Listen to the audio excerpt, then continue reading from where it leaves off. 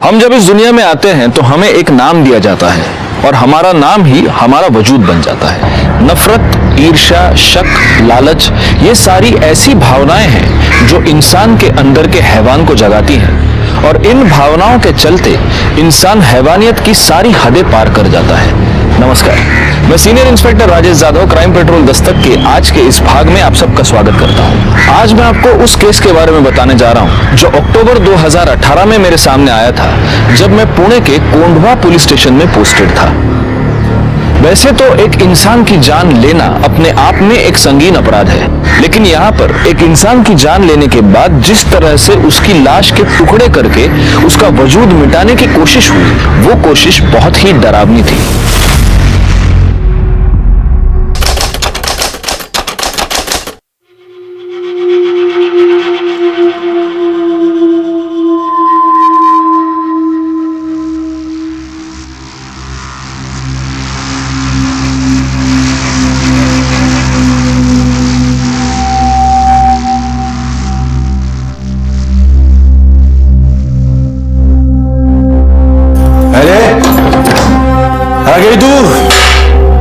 अभी तू सुबह के 7 ही बजे इतनी जल्दी कैसे गया? तेरे यार ने तेरे को छोड़ दिया? इतनी जल्दी कैसे मुंह काला करके आ गई तू? तेरे वजह से। उसको पता है ना तू कितना निकम्मा है। मुझे ही तेरा ध्यान रखना पड़ता है। तेरा खाना पीना, ये रात भर जो दारू तेरी चलती है ना, सब मुझे ही देखना पड़ता है ना।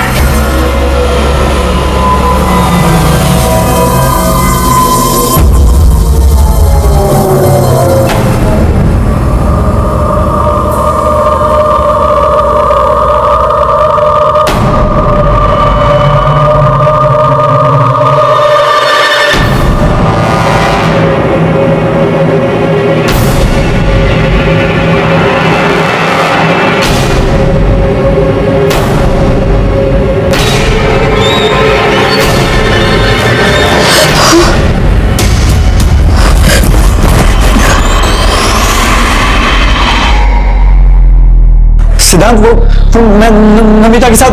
चुप। सिद्धांत,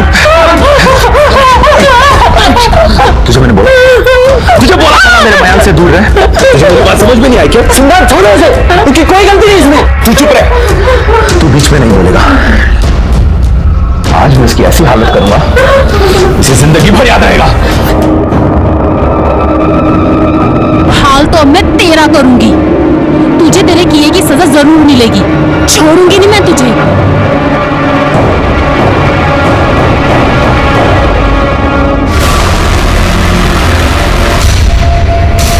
सिद्धांत, सिद्धांत दरवाजा खोल। सिद्धांत, सिद्धांत, सिद्धांत दरवाजा खोल।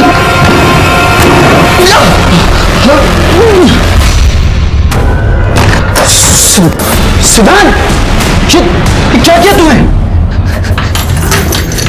पागल हो गया तू? सिद्धांत उठ। क्या किया तूने? हाथ निकाल। तू हाथ मत लगा मुझे। सिद्धांत, माफ कर दे यार, दोबारा नहीं होगा। ऐसा गलती होगी मुझसे। गलती नहीं, तूने जानबूझ के किया है मेरे साथ। शायद मुझ में कोई कमी है। मैं प्रॉमिस करता हूँ कि आज के बाद मैं नमिता को कभी नहीं मिलूंगा। I don't trust you, लेकिन फिर भी मैं ऐसा कुछ करूंगा कि तू चाह कर भी उसे नहीं मिल पाएगा।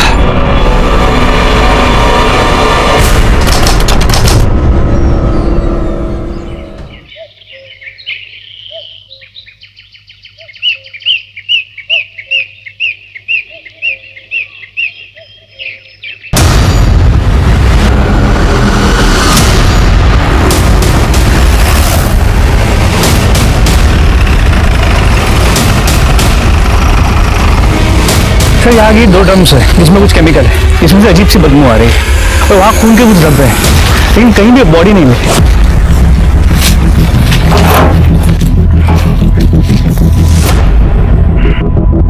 क्या है ये?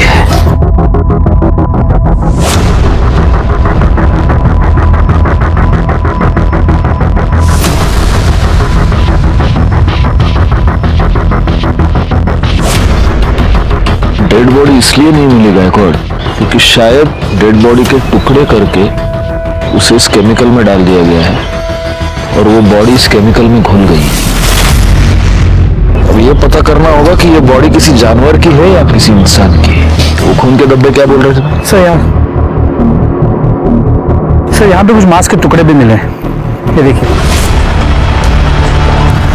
खून भी सूख चुका है, लेकिन जिस मात्रा में यहाँ पे खून है लगता है बॉडी को यहीं काटा गया होगा। फॉरेंसिक टीम को बुला। हमें सबसे पहले ये पता करना होगा गायकवाड़ कि इतनी भारी मात्रा में ये केमिकल यहाँ पर कैसे आया और ये केमिकल एग्जैक्टली है क्या। दूसरी बात ये कि ये बॉडी एग्जैक्टली किसकी है, मतलब किसी इंसान की है या किसी जानवर की है। एक काम करो गायकवाड़, आजू बाजू के पुलिस स्टेशन में पिछले 5-7 दिनों में जितने भी मिसिंग केसेस हुए हैं उन सब की डिटेल्स निकालो। और हाँ, दूसरी बात, वो जो मांस के टुकड़े हैं उनको कलेक्ट करके एविडेंस के लिए भेज दो। साहब मेरा बेटा एक हफ्ते से गायब है साहब। पता नहीं उसका क्या हुआ, प्लीज उसे ढूंढिए साहब। कहाँ गया पता नहीं चला साहब, प्लीज। करने काय गड़बड़ है?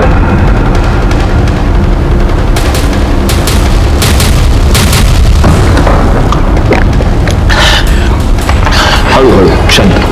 साहब मेरा बेटा अमित यहाँ पुणे में चंदन नगर में रहता है। एक हफ्ते पहले मेरी उसके साथ फोन पे बात हुई थी। वो बहुत ही परेशान लग रहा था। बाबा बेटा रो क्यों रहा है? बोलो ना क्या हुआ? रेखा अच्छी लड़की नहीं है बाबा, मुझे उसके साथ शादी नहीं करनी चाहिए थी। वो पेट से, वो मेरा बच्चा नहीं है। क्या? सारी इज्जत मिट्टी में मिला दी उसने। साहब उस दिन के बाद मेरी दोबारा उससे बात नहीं हो पाई। वो ना ही गांव में आया और ना ही फिर उसका कभी फोन लगा। तो आपका बेटा अमित शादीशुदा है और यहाँ हमारे चंदन नगर में अपनी बीवी के साथ रहता है। हाँ साहब। तो आपने उसकी बीवी से बात की? उसे तो पता होगा ना वो कहाँ है। साहब अगर वो घर में मिलती तो पूछता ना। साहब वो तो खुद ही गायब है। क्या मतलब पति पत्नी दोनों गायब है? हाँ साहब, पता नहीं सब क्या हुआ, लेकिन ये रेखा है वो हमारे जात की नहीं है। 2 साल पहले दोनों ने रत्नागिरी में लव मैरिज करके वो लोग यहाँ पुणे में चले आए। अमित ने 2 साल पहले मेरे मर्जी के खिलाफ रेखा से शादी की थी, इसलिए मैं उससे थोड़ा नाराज था। लेकिन साहब अमित मेरा इकलौता बेटा है, उसके अलावा मेरा कोई नहीं है। अमित और रेखा डॉक्टर प्रदीप लेले के यहाँ काम करते थे, ठीक ठाक कमा लेते थे। लेकिन फिर आखिरी बार जब मेरी अमित से बात हो गई तो मुझे पता चला कि कुछ ठीक नहीं है। वो बहुत ही दुखी था, बहुत परेशान था।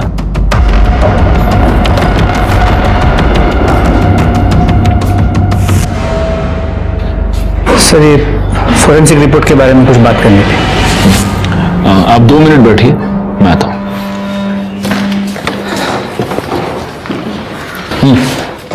सर उन 2 ड्रम में जो गली हुई बॉडी मिली थी उसकी फोरेंसिक रिपोर्ट के मुताबिक वो किसी इंसान की ही बॉडी है। और हाँ सर, उन दोनों ड्रम में जो केमिकल मिला था वो कॉन्सेंट्रेटेड कैसे था, जिससे उस बॉडी को डिस्ट्रॉय किया गया ताकि मरने वाले का नामो निशान न रहे।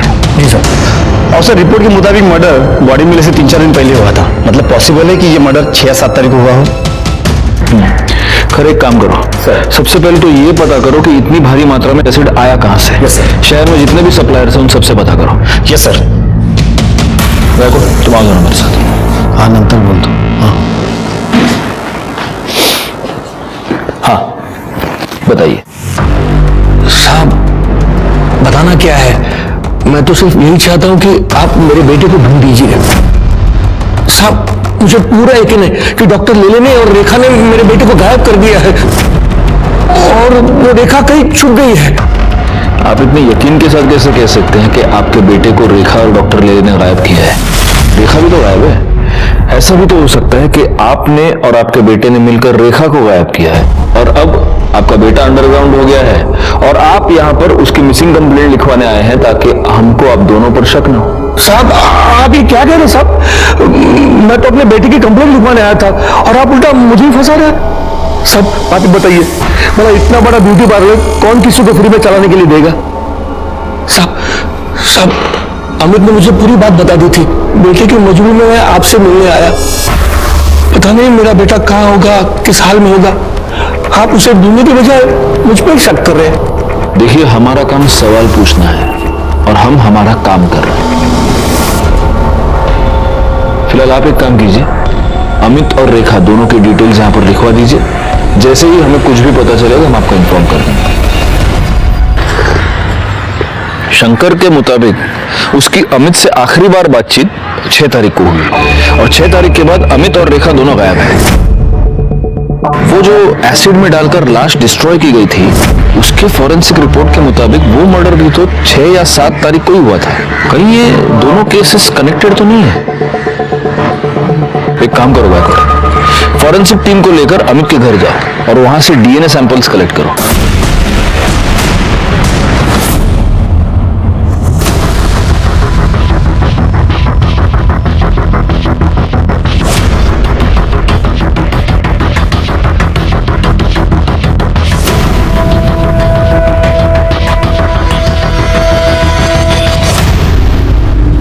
एक्सक्यूज मी, डॉक्टर ले ले।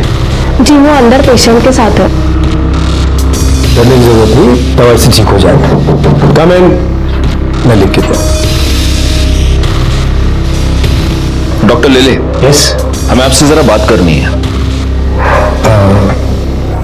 जी। शंकर बकवास कर रहा है सर। मुझे लगता है कि अमित और शंकर दोनों ने मिलकर रेखा को गायब किया है। कि बाप बेटे दोनों घटिया इंसान हैं। तो आपका यह कहना है कि शंकर ने आपके और रेखा के बारे में जो कुछ भी कहा वो सब झूठ है? सर, रेखा मेरी बेटी जैसी है। वो बहुत ही मेहनती और ईमानदार लड़की है। कमाल है डॉक्टर साहब, लेकिन जो आपकी बेटी जैसी है वो इतने दिनों से गायब है और आपने कंप्लेंट तक नहीं लिखवाई। नहीं, मैं दरअसल आपके पास आने वाला था कंप्लेंट लिखवाने के लिए। मैं तो खुद हैरान हूं कि वो कैसे गायब हो गई, कहां गायब हो गई। पार्लर में काम करने से पहले मेरे क्लिनिक में कंपाउंडर थी।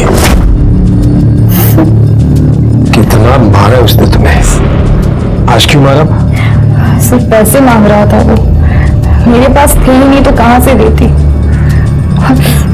यहाँ जो पगार मिलती है उससे बड़ी मुश्किल से घर चलता है, ऊपर से उसके दारू के खर्चे। देखा, कब तक उस शराबी की मार सहती रहोगी? तो उसकी पुलिस में कंप्लेंट क्यों नहीं करती? नहीं कर सकती सर, उसने मेरे लिए अपना घर, अपने बाबा को छोड़ दिया। मैं उसको बहुत प्यार करती हूँ। वो सुधर जाएगा। एक बार मुझे काम मिल जाए ना कुछ और, तो पैसों की दिक्कत खत्म हो जाएगी और सब कुछ सही हो जाएगा। इसमें मैं तुम्हारी कुछ मदद कर सकता हूँ। मेरी वाइफ माधुरी का ब्यूटी पार्लर है। 6 महीने पहले उसकी डेथ हो गई, तब से बंद पड़ा हुआ है। अगर तुम उसे संभाल सको तो देख लो। इसका मतलब उसने पार्लर ज्वाइन कर लिया, उसके बाद उसकी ये सारी प्रॉब्लम सॉल्व हो गई? नहीं सर, हालत और बिगड़ गई। सब ये इस वीक की बैलेंस शीट और ये कैश। वाह रेखा, जब से तुमने पार्लर संभाला है अच्छा खासा बिजनेस हो रहा है। ये सब तुम्हारी मेहनत का नतीजा है। Thank you so much. अरे सर, आप थैंक यू क्यों बोल रहे हैं? थैंक यू तो मुझे आपको बोलना चाहिए। अगर आप पार्लर में मुझे मैनेजर की नौकरी नहीं देते तो पता नहीं मेरा क्या होता। नहीं नहीं, यू डिजर्व इट। वाह वाह वाह वाह वाह, चलने दो चलने दो। क्या कर रहे हो? और तेरे यार को देख के बड़े दांत दिखा रही है तू, हैं? कितना पैसा देता है तू? कितना पैसा देता है? इतना पैसा देता है इसको ये सब करने के लिए? बोल बोल साली, बाहर निकालो से। बाहर जाऊं मैं? क्यों बाहर जाऊं? ताकि तुम दोनों इधर रंगरलियां मना सको।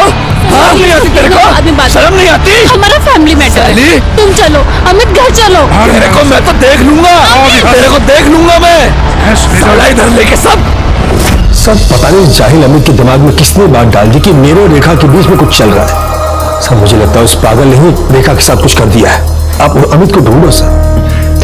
लेकिन एक बात माननी पड़ेगी डॉक्टर साहब, आप बड़े कमाल के एम्प्लॉयर हैं। अपने सारे एम्प्लॉयज का इतना ख्याल कौन रखता है ना? या फिर आप सिर्फ रेखा का ख्याल रखते थे? मतलब उसके केस में कुछ स्पेशल था? नहीं, क्योंकि आप कह रहे हैं कि आपकी बेटी जैसी थी, लेकिन वो लड़की पिछले 6 दिनों से गायब है और आप कंप्लेन लिखवाने की बस सोच रहे थे। रेखा 1 हफ्ते की छुट्टी लेकर गई थी, इसलिए कब वो गायब हो गई मुझे पता ही नहीं चला। पिछले 1 हफ्ते में उसने मुझे कांटेक्ट ही नहीं किया। साहब रेखा का आदमी अमित एक नंबर का कान का कच्चा है साहब।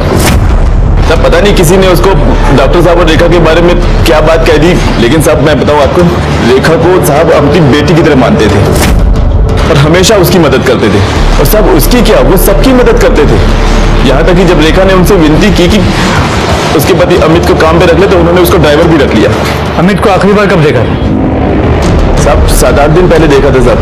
सर यहीं पे वो झगड़ा करने आया था। बाहर निकलो, चलो बाहर, चुप चुप, कुछ नहीं सुनने की तरह मेरे को, समझा तू? साला बहुत शरीफ बनता है ये, बहुत शरीफ बनता है, लेकिन शरीफ नहीं है ये। आग लगा दी मेरे घर में, आग तू लोग। अब भी क्या, अब भी मेरे को मेरा पगार चाहिए, समझा ना तू? और तेरे इस गाड़ी के लिए दूसरा ड्राइवर ढूंढ ले तू। तेरी नौकरी पे तो लात मारता हूं मैं, नहीं चाहिए तेरी नौकरी। निकल, पैसा निकाल मेरा, दफा हो जाएगा। जाता हूं, लेकिन तेरे को छोड़ूंगा नहीं मैं, समझा ना तू? छोड़ेगा नहीं तेरे को मैं। साहब वो जैसे पगार लेके गया ना साहब, तब से वो वापस नहीं आया और रेखा भी तब से नहीं आई। कि अमित ने छोड़ के जाने के बाद तुम्हारे साहब ने कोई और ड्राइवर नहीं रखा? नहीं, अभी तक नहीं रखा। और साहब मुझे लगता है कि अब वो रखेंगे भी नहीं, क्योंकि साहब ने 2 ड्राइवर रखे, दोनों ही मक्कार निकले। 2 ड्राइवर? कि दूसरा कौन है?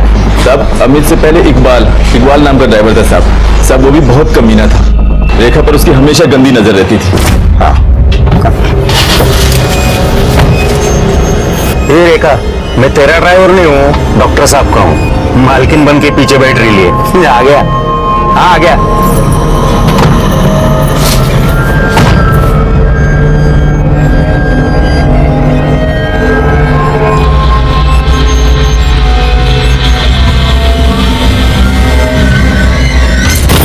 क्या कर रहा है? अरे गुस्सा क्यों करती है? इतने तेरे अच्छे कान के। बहुत हो गया तेरा। औकात क्या है तेरी? शर्म नहीं तुझे ऐसी हरकत करते हुए? देखा, इसे खींच के थप्पड़ मारो, ताकि दोबारा किसी लड़की के साथ ऐसा करते हुए 10 बार सोचे। मारो, मैं कहता हूं मारो भाई, मारो उसे।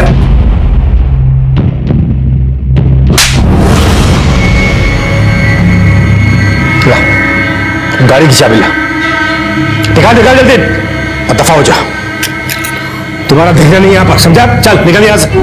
ये बुढ़े पागल हो गए तू लड़की के चक्कर में। लड़की से थप्पड़ मरवाता है, छोड़ूंगा नहीं तुझे। चल निकल यहाँ से, दफा हो जा। देख मैं क्या करता हूँ, मैं देख लूंगा, जा देख, मैं देखता हूँ। चल निकल यहाँ से। तो रेखा की वजह से ही इस इकबाल को भी तुम्हारे डॉक्टर साहब ने काम से निकाल दिया? हाँ सर।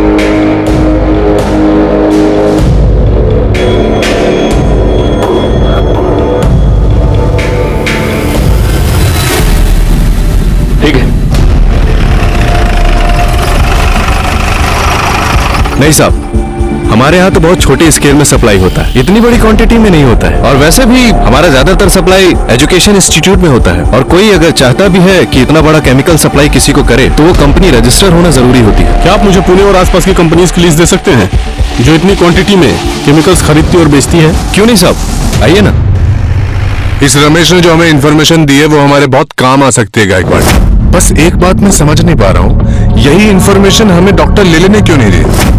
सर समझ में तो ये भी नहीं आ रहा है कि ये डॉक्टर हमारी बातें ऐसे चुप चुप की क्यों सुन रहा था। इसकी वजह कोई भी हो सकती है। इन बातों के जवाब हमें इकबाल देगा। एक काम करो, उसको पुलिस स्टेशन बुलाओ। और एक और बात गायकवाड़, इस डॉक्टर लेले के ब्यूटी पार्लर में भी पूछताछ करो, पता तो चले कि इस डॉक्टर ने हमें जो कहानी सुनाई है वो सच है भी या नहीं। रेखा बहुत अच्छी लड़की है, मेहनती भी है, सब पर ध्यान देती है और सबका ख्याल भी रखती है। उसका पति अमित, उसे जानते हैं आप? हाँ साहब, लेकिन वो मुझे समझ में नहीं आया। शुरू में रेखा से वो बहुत प्यार करता था और बहुत ध्यान देता था और रोज आता भी था। वो काम में लेट तो होता है साहब, पर रेखा तो कुछ और ही थी। कुछ और मतलब? रेखा पर डॉक्टर साहब कुछ ज्यादा ही मेहरबान थे।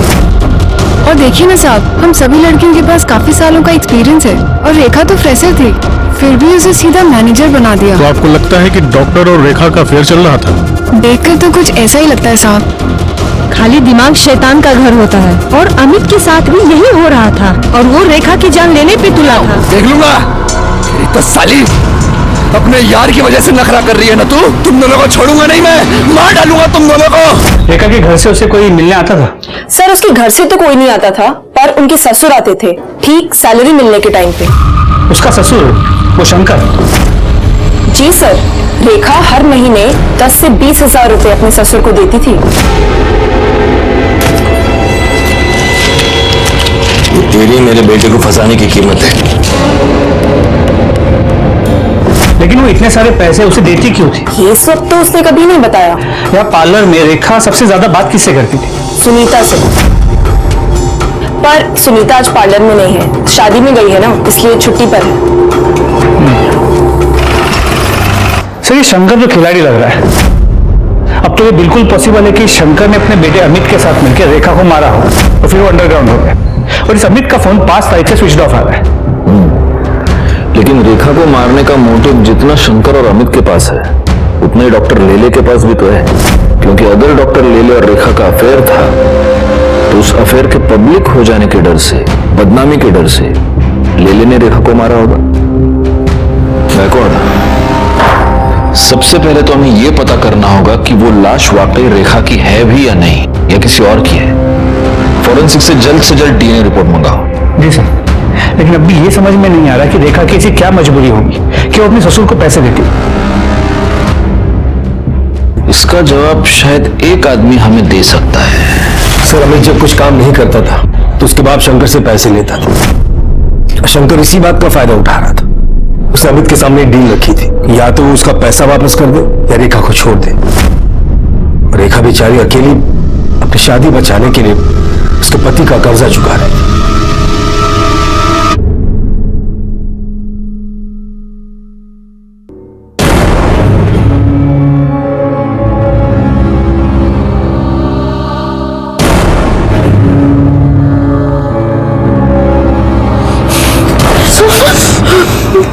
मैंने कहा था तुझसे इससे दूर रहे, लेकिन तू ऐसे नहीं मानेगी।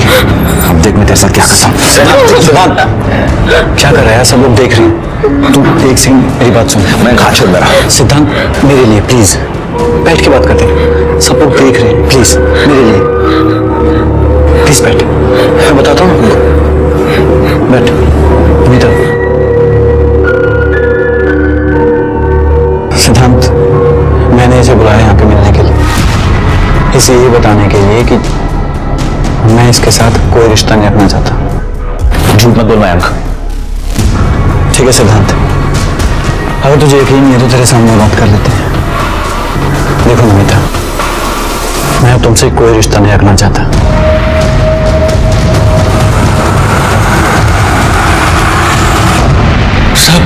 सब क्या हुआ है? मुझे यहाँ क्यों बिठा के रखा है? क्योंकि तूने हमें यह बताया नहीं कि तूने अपने बेटे को पैसे उधार दिए थे और उसकी वसूली तो अपनी बहू से कर रहा था। शायद इसमें तुम दोनों इन्वॉल्व थे, तुम बाप बेटे। और जब तेरी बहू ये बात जान गई तो उसने पैसे देने से इनकार कर दिया, और उसी गुस्से में तूने और तेरे बेटे ने तेरी बहू का मर्डर कर दिया। अब बता, रेखा को कैसे मारा? और ये भी बता कि तेरा बेटा अमित अभी कहां छुपा बैठा है।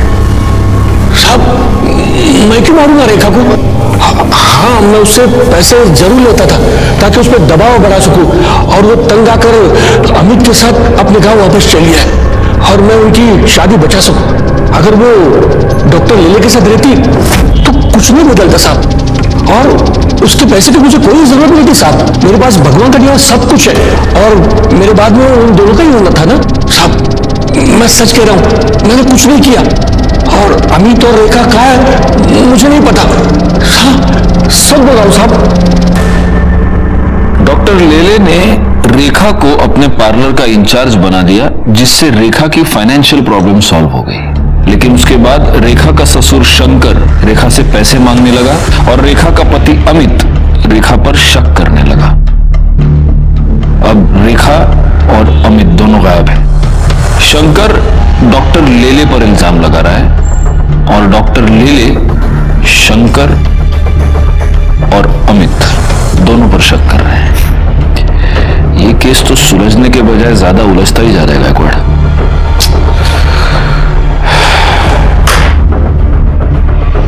हमारे पास बहुत सारे डॉट्स हैं, लेकिन इन डॉट्स को जोड़ने वाली कोई कड़ी हमारे पास नहीं है। 2 लोग गायब हो चुके थे और हमारे हाथ एक लाश लगी थी। हम इस बात को लेकर भी श्योर नहीं थे कि वो लाश इन्हीं दोनों में से किसी एक की थी या नहीं। हम हर छोटी से छोटी पॉसिबिलिटी को चेक कर रहे थे और तभी हमारे हाथ डीएनए रिपोर्ट आई, जिसने हमारा काम थोड़ा सा आसान कर दिया, क्योंकि डीएनए रिपोर्ट से साबित हो गया कि जिस लाश के टुकड़े करके उसे एसिड में डिस्ट्रॉय किया गया था वो लाश रेखा की ही थी। अब सवाल यह था कि रेखा को इतनी दर्दनाक मौत किसने दी और क्यों दी? अमित कहां था? क्या अमित ने ही रेखा को मारा था और अब वो गायब था? ये सारे सवाल अभी भी बने हुए थे। तभी हमारे हाथ एक ऐसी लीड लगी जिसने इस केस को एक नई दिशा दे दी।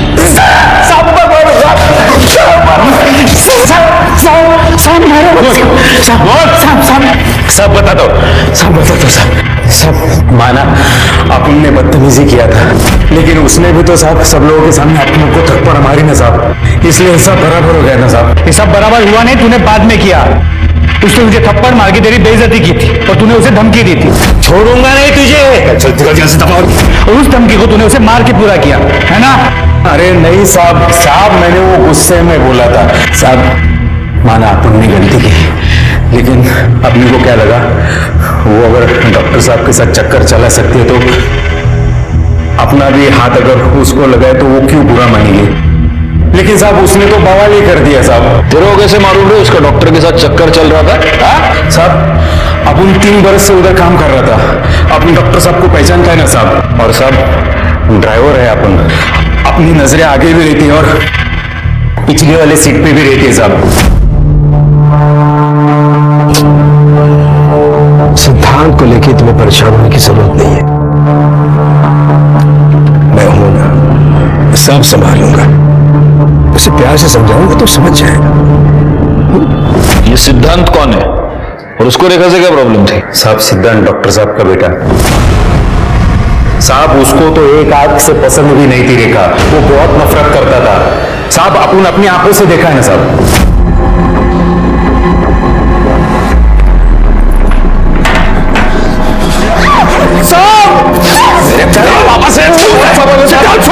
छोड़ो, क्या कर रहे हो तुम? बेची गई थी, तुम्हें हिम्मत कैसे उसे हाथ लगाने की?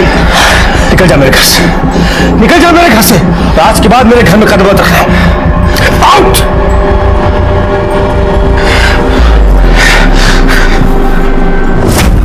साहब अपन को तो फुल डाउट है साहब, सिद्धांत बाबा ने ही कुछ किया है रेखा के साथ। अच्छा, सिद्धांत ने रेखा को धमकी दी तो तू बोल रहा है उसने उसका मर्डर कर दिया? धमकी तो तूने भी दी थी साले, तो इसका मतलब तूने भी मर्डर किया? साहब अपन काय को मर्डर करेगा साहब? जिस दिन अपना वो घर छूटा, उस घर से अपना वास्ता उसी दिन से छूट गया साहब। तू नाटक बहुत अच्छा करता है रे इकबाल, करडे याची सगळी नाटक बाहेर काढा। साहब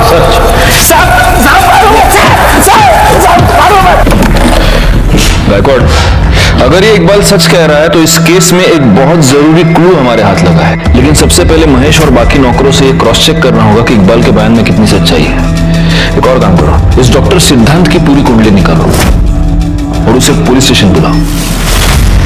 सर अलग अलग कंपनी के नाम से माल लेते हैं, फिर भी इस केमिकल की हमेशा शॉर्टेज रहती है। सर ये केमिकल का डिमांड ज्यादा रहता है और सप्लाई कम रहती है।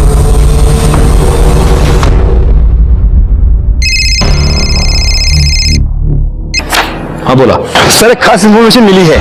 केमिकल की शॉर्टेज पूरी करने के लिए एक ही कंपनी अलग अलग नाम से केमिकल्स खरीदती है। इसका मतलब ये हो सकता है कि किलर ने अलग अलग आईडीज यूज करके एसिड खरीदा। Yes sir. एक काम करो, ये पता करो कि किन किन कंपनीज ने अलग अलग आईडीज का इस्तेमाल करके एसिड खरीदा है, और हो सकता है कि ये एसिड रेखा की मौत के कुछ दिन पहले खरीदा गया हो। Right sir. तुमने रेखा के साथ मारपीट की थी क्योंकि वो और उसका पति मेरे बाबा को बेवकूफ बना रहे थे, हमारा सब कुछ हड़पना चाहते थे। तुमने उसे धमकी भी दी थी कि तुम उसको जान से मार डालोगे, और तुमने मार दिया। सर धमकी मैंने गुस्से में दी थी, मैंने उसे नहीं मारा सर, मैंने कुछ नहीं किया। अगर लोगों की बातों में आकर तुम उसे धमकी दे सकते हो तो तुम उसे मार क्यों नहीं सकते?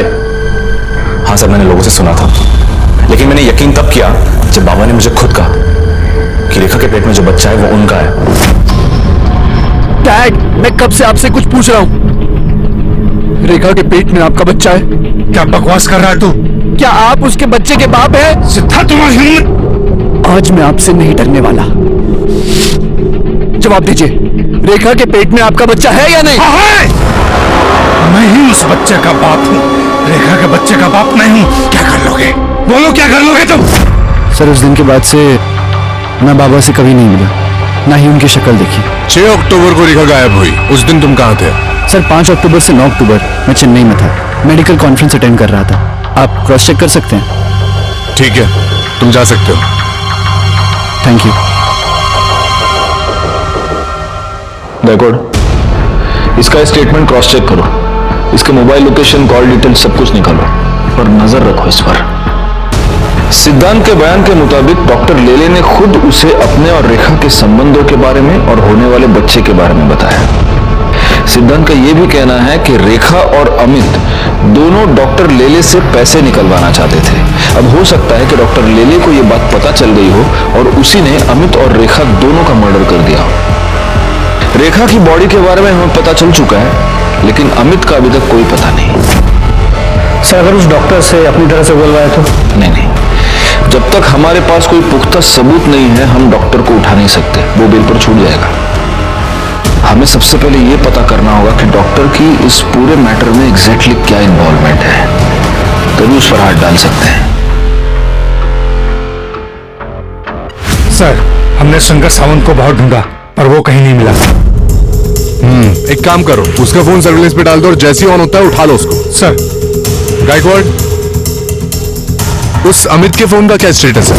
सर उसका फोन कंटिन्यूसली स्विच ऑफ आ रहा है, लेकिन रेखा की कॉल रिकॉर्ड से मोबाइल लोकेशंस आ गए हैं। जिस दिन वो गायब हुई थी वो मैटरनिटी क्लिनिक गई थी और उसी दिन उसने अपने एक अच्छी दोस्त और कलीग सुनीता उसे 5 से 6 बार कॉल किया था। सर, ये आपसे मिलना चाहती हैं। जी कहिए। सर, मैं सुनीता, रेखा की कलीग और दोस्त। आपने बुलाया था मुझे? ओह यस, बैठिए बैठिए। एक बात बताइए सुनीता जी, 6 तारीख को आपकी रेखा से फोन पर बात हुई थी? हाँ सर, हम उस दिन मिले भी थे। कितने बजे? सुबह 10 बजे। उसके पति को ऐसा लगता था कि रेखा के पेट में जो बच्चा है वो डॉक्टर प्रदीप का है, इसलिए वो अबॉर्ट करना चाहती थी बच्चा। तो रेखा का पति रेखा पर शक करता था, इसलिए रेखा ने अपने बच्चे को अबॉर्ट करवा दिया? सर, शक की वजह से नहीं सर, दरअसल वो बहुत दुखी थी।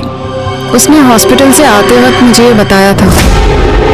अगर ये बच्चा आता तो वो नाजायज ही कहलाता।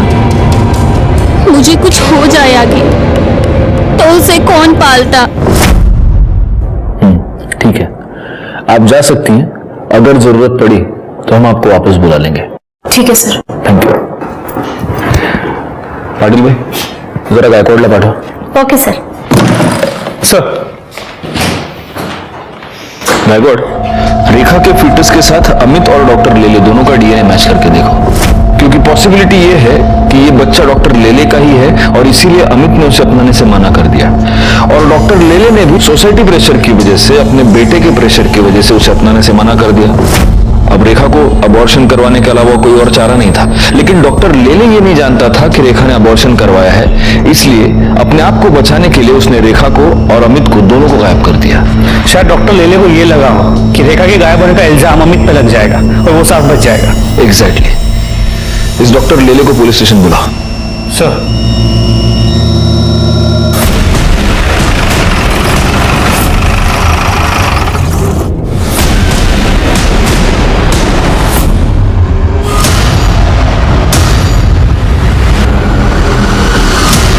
घर में कहीं भी कोई फोर्स एंट्री के निशान नहीं, बॉडी पे भी कहीं कोई एक्सटर्नल इंजरी मार्क्स नहीं, लेकिन सर यहाँ गले पे, ये देखिए, यहाँ पे कुछ इंजरी मार्क्स हैं, स्वेलिंग भी आ गई है। तो क्या है, कैसे हुआ है, कुछ पता नहीं चल रहा। लगता तो ये मर्डर ही है गायकवाड़, और हो सकता है कि जिसने भी ये मर्डर किया है उसे इस घर में फोर्स एंट्री करने की जरूरत ही नहीं। सर, इंजेक्शन मिला। इस तो खाली लग रहा है गायकवाड़। हो सकता है गले पर ये जो 2 मार्क्स है वो इसी की वजह से। देखो, मिरर देखो, जमा करा। Sir, 1 minute. सर यहाँ आइए। सर ये देखिए, सीसीटीवी कैमरा। सर कैमरा तो वर्किंग है, इसका कंट्रोल पीछे की तरफ है और किसी ने इसका मेन स्विच ऑफ कर दिया है। सर ऐसा लगता है कि इस घर में घुस के डॉक्टर साहब पर हमला करने वाला उनकी जान पहचान का हो सकता है। बॉडी को सबसे पहले किसने देखा?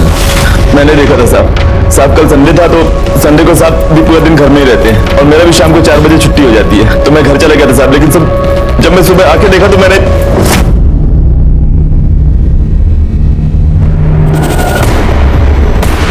साहब साहब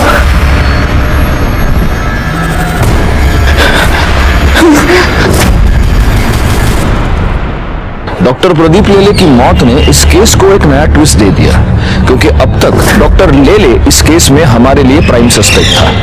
पोस्टमार्टम रिपोर्ट से यह पता चला कि डॉक्टर लेले की मौत एम्बोलिक स्ट्रोक की वजह से हुई है, जिसकी वजह से उनका ब्लड सर्कुलेशन गड़बड़ा गया, उन्हें हार्ट अटैक आया और उनकी मौत हो गई। मर्डर का यह तरीका एक डॉक्टर के लिए बहुत आसान था, और तभी हमारे सामने एक ऐसा नाम आया जिसे रेखा और डॉक्टर लेले दोनों से प्रॉब्लम थी। बोल, अपने बाप का मर्डर क्यों किया? बोल। सर मैं उन्हें क्यों मारूंगा सर? आपके पास क्या प्रूफ है कि मैंने उन्हें मारा है? प्रूफ? तेरे पिता की मौत एम्बोलिक स्ट्रोक की वजह से हुई है। आदमी को एम्बोलिक स्ट्रोक कब और कैसे आता है ये तो तू बहुत अच्छी तरह से जानता होगा, डॉक्टर है तू, है ना? तेरे और मयंक के रिलेशनशिप के बारे में तूने अपने पिता को बताया था? क्या तूने उनको यह बताया था कि तू लड़कियों में नहीं लड़कों में इंटरेस्टेड है? नहीं बताया था। इसका मतलब तूने ये बात उनसे छुपाई थी। तुझे इस बात का डर था कि वो ये रिलेशनशिप कभी एक्सेप्ट नहीं करेंगे, और इसी डर की वजह से तूने उनकी जान ले ली। जिससे पापा की डेथ हुई मैं हॉस्पिटल पर था, नाइट ड्यूटी पर। आप हॉस्पिटल का सीसीटीवी चेक कीजिए, मेरा फोन लोकेशन ट्रैक कीजिए। मैं मुंबई में था सर। ओहो, डिटेक्टिव है? मेडिकल के साथ साथ ये भी पढ़ाई कर लिया आपने, डॉक्टर। लेकिन आदमी मुंबई से पुणे आ गया, इसका मतलब उसका मोबाइल भी मुंबई से पुणे आ गया, ऐसा नहीं होता। तू पुणे आया, तूने अपने फादर का मर्डर किया, लेकिन तेरा मोबाइल तूने मुंबई में ही छोड़ा था। और जिस कॉन्फिडेंस से तू ये सब कह रहा है, तूने ये सेफ्टी तो जरूर ली होगी। सर मैं सच कह रहा हूं सर। मैं अपने बाबा को क्यों मारूंगा सर? मैंने ऐसा कुछ नहीं किया सर। सर हमें एक इंपॉर्टेंट लीड मिली है।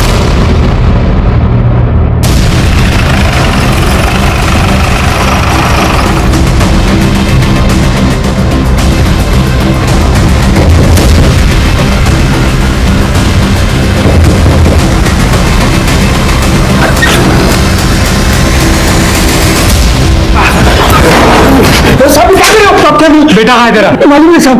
कर दे, घर चेक करो। सर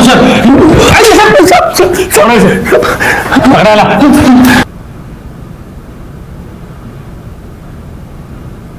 सब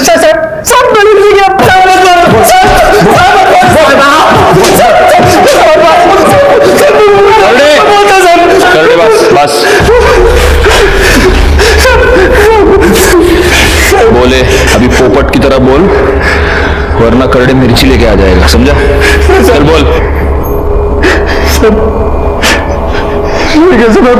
प्यार करता था साहब, लेकिन उसने मेरे को बहुत धोखा दिया साहब। डॉक्टर का बच्चा अपने पेट में लेके घूम रही थी साहब। वो डीएनए टेस्ट से यह साबित हो चुका है कि रेखा के पेट में जो बच्चा था वो तेरा बच्चा था।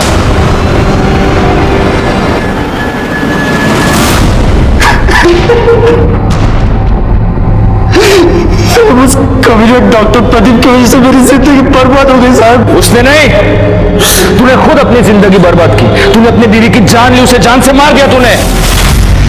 नहीं साहब, मैं उससे बहुत प्यार करता था साहब, मैंने नहीं मारा उसको।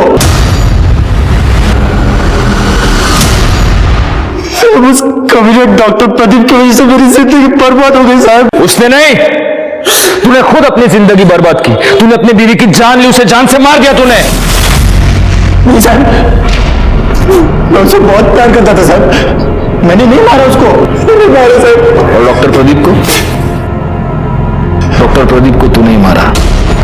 तुझे ऐसे लगा कि तू उसके घर के सीसीटीवी कैमरा की स्विच ऑफ कर देगा तो हमें पता नहीं चलेगा, लेकिन तू ये भूल गया कि उसके बंगले के आसपास और भी बंगले थे जहां पे सीसीटीवी कैमरा थे, जिसमें तू साफ पकड़ा गया है।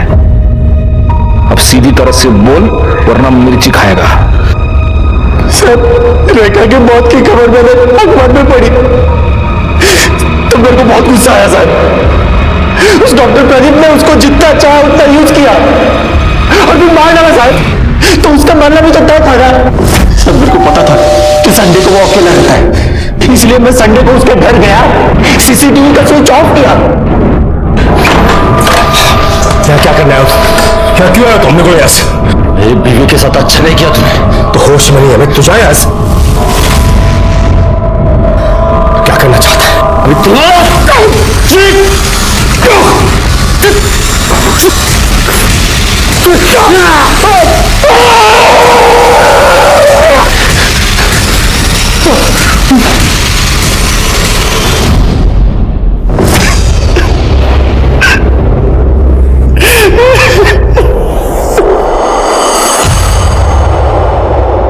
सर, पुणे के सेम एड्रेस पर रजिस्टर्ड दो ट्रेडिंग कंपनी ने 5 अक्टूबर के दिन अलग अलग सप्लायर से 2 ड्रम खरीदे थे और जिसने ड्रम खरीदे हैं उसके इस केस से कनेक्शन है।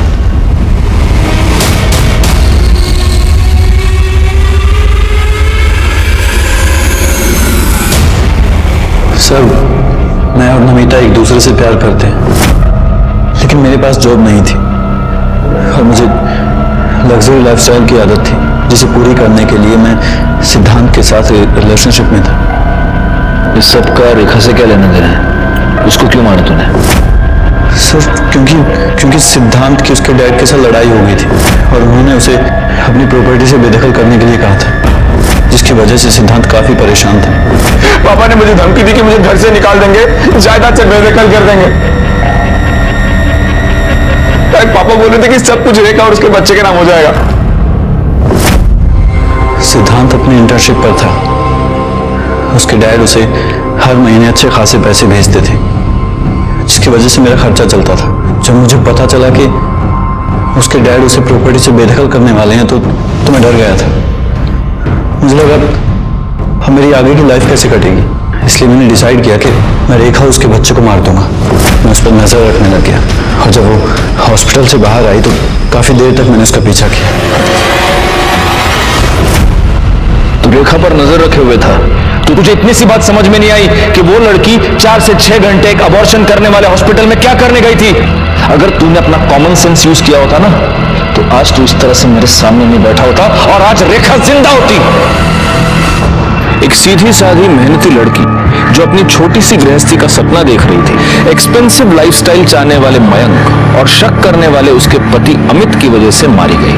डॉक्टर प्रदीप लेले का भी इसमें बराबर का हाथ था, क्योंकि अगर डॉक्टर लेले अपने बेटे को ठीक से समझाते, अगर वो इस सिचुएशन को मैच्योरली हैंडल करते तो शायद रेखा, उसका बच्चा और खुद डॉक्टर लेले आज जिंदा होते। लेकिन उन्होंने ऐसा नहीं किया और इसी की वजह से रेखा अपना बच्चा गंवा बैठी और बाद में अपनी जान भी।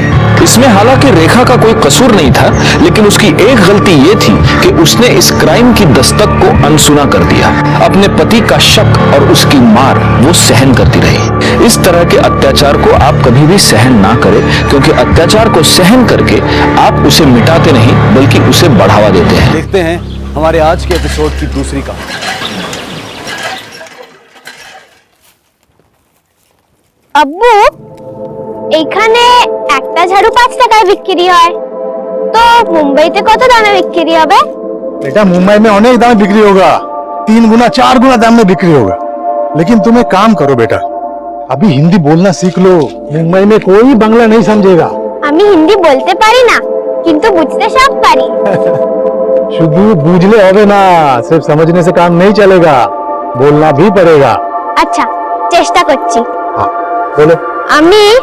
আমি মুম্বাই থেকে যাব, তখন সব আমার আগে পিছে ঘুমেগা। लगता है रियाना आ गई। रियाना आ गई।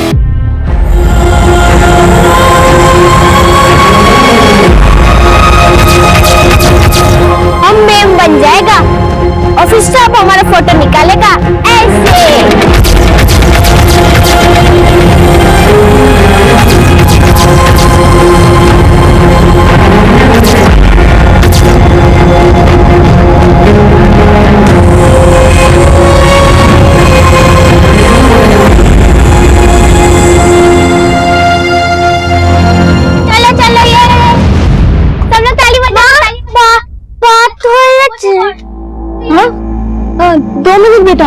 भात बन गया। तुम खेलो, मैं जल्दी खाना देती हूँ। চলো এখন বসে পড়ো, এখন আমরা পাঞ্চিউর খেলবো। চলো পাঞ্চিউর।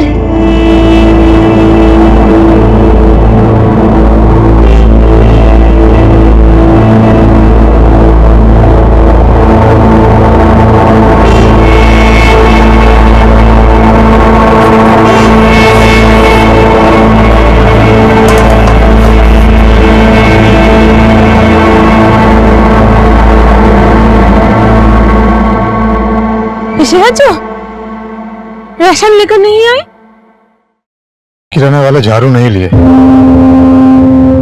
और उधार देने से भी मना कर दिया। बच्चे भूखे हैं, मैंने झूठ कहा, भात बन रहा है, क्या जवाब देंगे उन लोगों को? চলো চলো সবাই ঘুমিয়ে পড়ো, আমি তোমাদের গান শোনাবো। চলো শুয়ে পড়ো সবাই। ভুক লাগিয়ে? হ্যাঁ জানি খিদে পেয়েছে, কিন্তু এখন ভাত তৈরি হতে সময় লাগবে না। আমি তোমাদের গান শোনাবো, চলো শুয়ে পড়ো। শুয়ে যাও।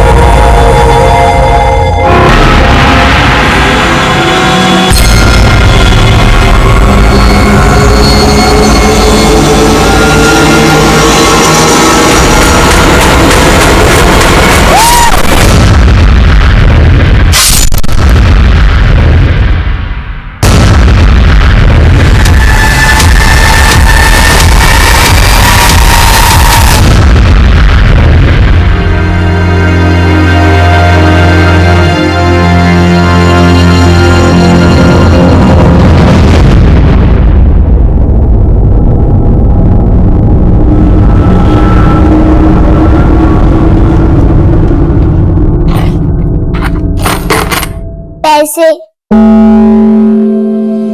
देख क्या रहे हो पापा? चलो पैसे डालो मेरे पिगी बैंक में।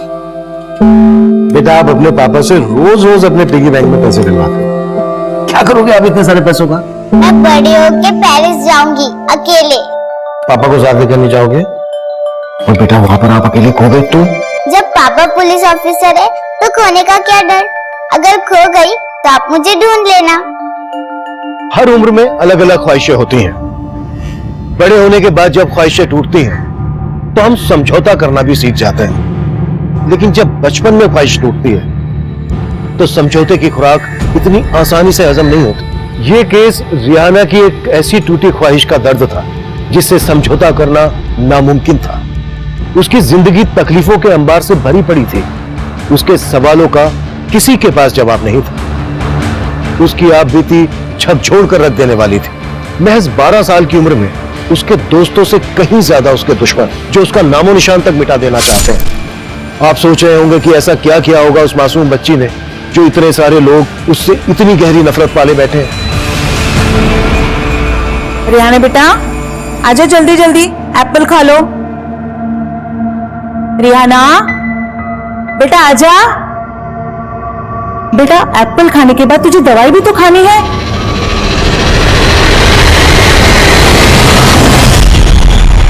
क्या हुआ बेटा?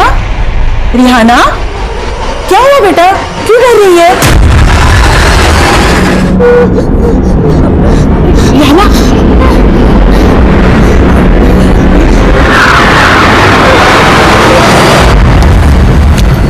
लीजिए बस। हाँ हाँ तुम डॉक्टर को बुलाओ ना, मैं पहुंचती हूँ। प्लीज आप जल्दी आ जाइए।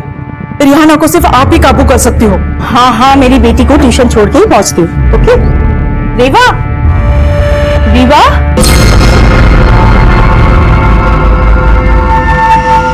रीवा रीवा रीवा बेटा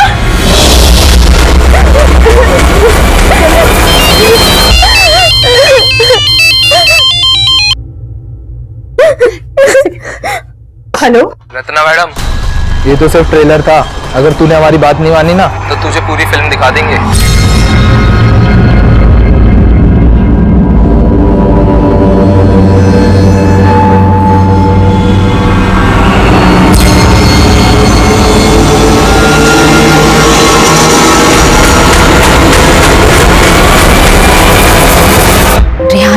ठीक है अभी? डॉक्टर ने अभी इंजेक्शन दिया है। रत्ना मैडम नहीं आई? मुसीबतें उनका पीछा ही नहीं छोड़ रही है, इसीलिए उन्होंने मुझे भेजा। वो लोग अब काबू से बाहर हो गए। वो लोग रिहाना को नहीं मार पाए, इसलिए रत्ना मैडम के पीछे पड़ गए।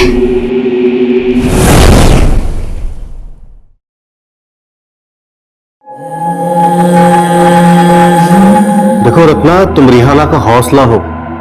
अब इतनी दूर आने के बाद अगर तुम भी पीछे हट गई तो उस बच्ची पे क्या बीतेगी? ऊपर से भले ही वो जिंदा रहे, लेकिन अंदर से वो टूट जाएगी।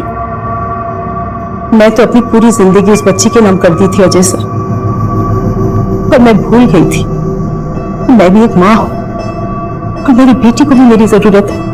वो लोग बहुत खतरनाक हैं और उनकी वजह से मेरे हस्बैंड मेरी बेटी को लेकर अपनी माँ के घर चले गए और मुझे अपनी बेटी से मिलने तक नहीं दे रहे। अच्छा एक बात बताओ, उन्होंने तुम्हारे घर पे हमला किया, तुम्हें धमकी दी, तो फिर तुमने पुलिस कंप्लेंट क्यों नहीं की? क्या फायदा, पुलिस ने अब तक क्या क्या जॉब करेगी।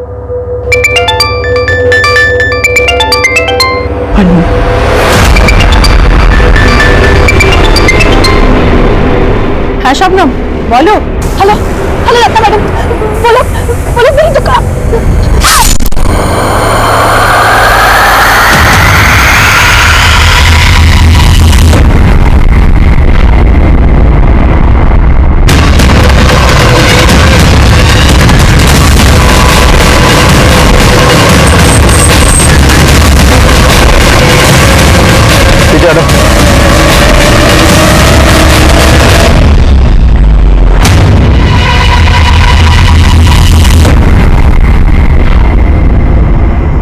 किसने मारा है सर? कौन था? किसी ने देखा? अरे अम्मी अम्मी अम्मी अम्मी पीछे करो। अम्मी अम्मी पीछे पीछे हटो। मुझे मुझे मुझे ना जाना है, जाना मुझे।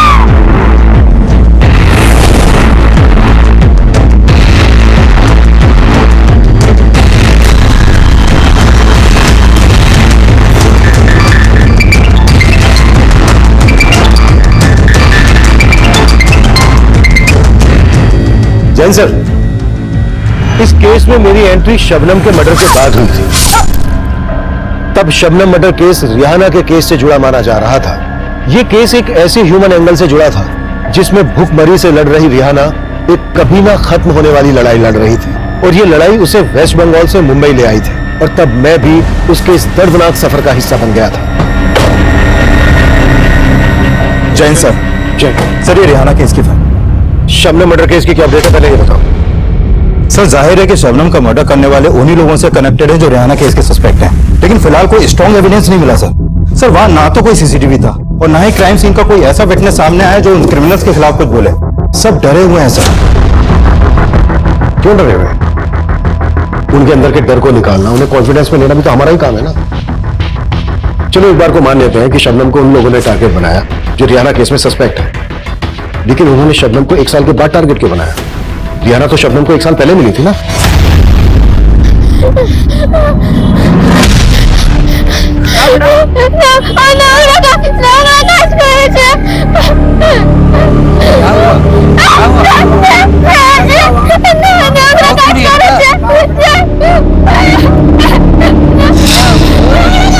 अम्मी अरे बताओ क्या हुआ?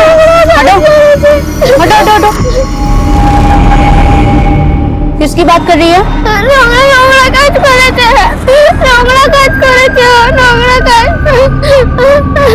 कहाँ रहती है? घर कहाँ है? डरो मत, मुझे बताओ। बाड़ी কোথায়? বাড়ি কোথায়? কোথায় থাকিস আমাকে বল। আরে ভাড়া মহল্লাটা কোথায় আমাকে বলবি? सर शबनम बंगाली थी, इसलिए शबनम ने रिहाना से बात की। शबनम और वहां के लोगों को लगा कि रिहाना के साथ कुछ गलत हुआ था, इसलिए उन्होंने हमें इन्फॉर्म किया। क्या हुआ इसको? पता नहीं, कुछ भी नहीं बता रही। इस लड़की को तो ये भी नहीं पता कि इसका घर कहाँ है। बस बार बार एक ही बात बोल रही है कि नोंगड़ा काज नोंगड़ा काज। नोंगड़ा काज मतलब? सब बंगाली में नोंगड़ा काज का मतलब गंदा काम होता है। गंदा काम? बेटा क्या हुआ आपको? और जब उसकी हालत नॉर्मल हुई तो हमने शबनम की मदद से उससे दोबारा बात करने की कोशिश की। तो नाम की सर रिहाना ने शबनम को जो भी बताया उससे यही लगा कि रिहाना बंगाल से मुंबई आई थी और उसे मुंबई में कहीं फोर्सफुली रखा गया था, लेकिन कहाँ ये वो भी नहीं जानती थी। फिर सर हमने रिहाना की फोटो दिखाकर आसपास पूछताछ भी की और एक आदमी ने रिहाना की फोटो को आइडेंटिफाई भी किया। सर उस आदमी ने बताया कि उसने रिहाना को विष्णु के घर में देखा था और जब हमने विष्णु से रिहाना के बारे में पूछताछ की उसने रिहाना को पहचानने से मना कर दिया। तो तब तुमने विष्णु के खिलाफ कोई ठोस एक्शन क्यों नहीं लिया? लेकिन सर तब सिर्फ एक गवाह के अलावा किसी ने भी उसके खिलाफ बयान नहीं दिया था, लेकिन बाद में हमने एक्शन लिया था सर। बाद में तुम लोगों ने एक्शन इसलिए लिया था क्योंकि सर्वोदय अखबार के एडिटर ने उस बच्ची पर एक आर्टिकल छापा था। उस आर्टिकल से पुलिस डिपार्टमेंट की कितनी किरकिरी हुई है मालूम है तुम लोगों को? तुम्हारे एक्शन लेने से हुआ क्या? विष्णु तो अब भी फरार है। लेकिन सर सिर्फ विष्णु अकेला सस्पेक्ट नहीं है। बोल तो ऐसे रहे हो जैसे बाकी सब लोगों का पता लगा लिया। पिछले 1 साल से ये स्केच लेकर घूम रहे हो और शबनम के मर्डर के बाद भी सेम एक्सक्यूज है कि कोई सामने नहीं आ रहा है, डर रहे हैं सब। रिहाना के माँ बाप उसके घर का पता भी नहीं लगा पाए अभी तक। सर हम कोशिश कर रहे हैं। कोशिश नहीं, आई वांट रिजल्ट कमल। अब इस केस में कोई कोताही नहीं बरती जाएगी, अंडरस्टैंड?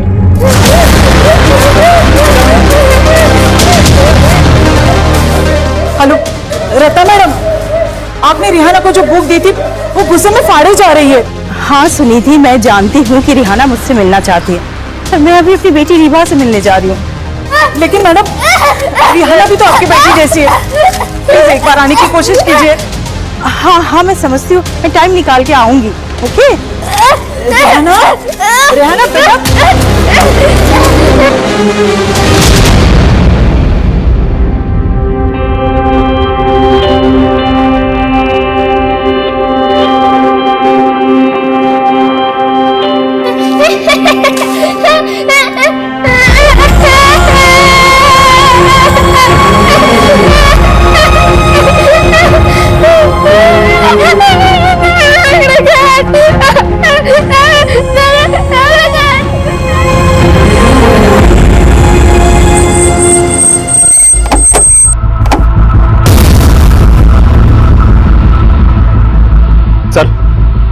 यही शबनम की दुकान है। शबनम का बेटा भी यहाँ आता था कभी कभी और शबनम का एक भाई भी है सर। सर मैंने शबनम के बेटे और उसके भाई से भी पूछताछ करने की कोशिश की, लेकिन वो लोग भी चुप रहे और शबनम की मौत के बाद उसके बेटे को शबनम का भाई अपने साथ ले गया। शबनम का मर्डर दोपहर को 12 बजे हुआ। ऐसा लग नहीं रहा है कि हत्यारे को किसी ने विटनेस ना किया।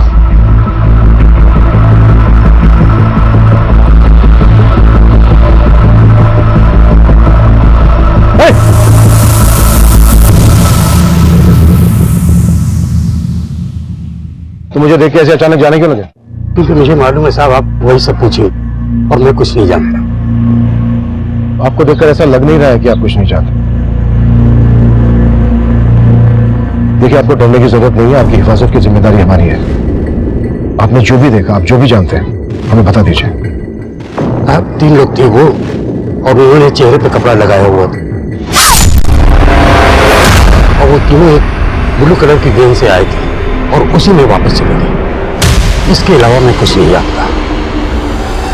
इस एरिया में आने वाले सभी रास्तों के सीसीटीवी खंगालो। वारदात के वक्त जितनी भी ब्लू गाड़ी इस डायरेक्शन में आई है, इस डायरेक्शन से गई, सबको जीरो डाउन करो। शबनम के भाई और बेटे से दोबारा मिलने की कोशिश करो। शबनम से जुड़ी हर बात पता करो। हम शबनम के मर्डर को रिहाना केस से जुड़ा हुआ मान रहे हैं और हो सकता है अपराधी हमारी सोच से परे। सर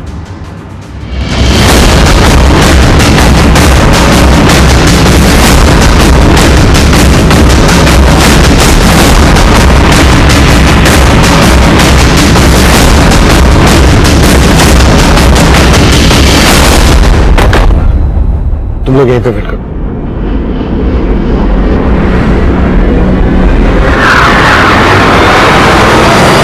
आजा बेटा, आजा, मैं हूं ना, आजा। अब बेटा। हेलो बेटा, आओ बेटा। नहीं ठीक है, अगर आपको मुझसे बात नहीं करनी कोई बात नहीं, आप मत करो। अच्छा देखो बेटा, मैं आपके लिए गिफ्ट लेकर आया हूं, ये लो।